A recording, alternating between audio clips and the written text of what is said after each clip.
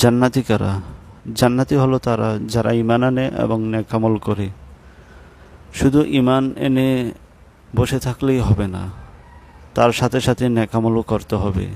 তা আমরা তো মনে করি যে ঈমান আনছি, যে কোনো একদিন জান্নাতে যাব, এজন্য আমরা আর কোনো আমল করি না।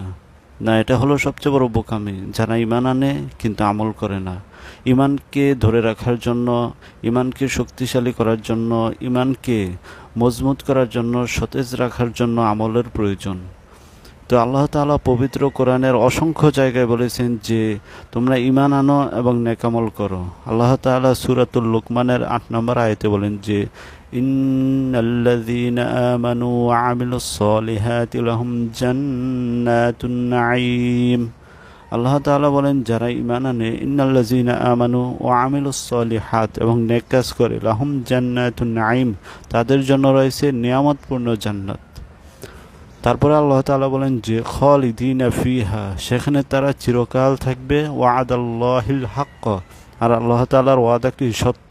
ওয়াহুয়াল আজিজুল হাকিম, আল্লাহ তাআলা পরাক্রমশালী এবং প্রজ্ঞাবান। তাহলে আমরা বুঝতে পারলাম যে ঈমানের সাথে নেক আমলের প্রয়োজন।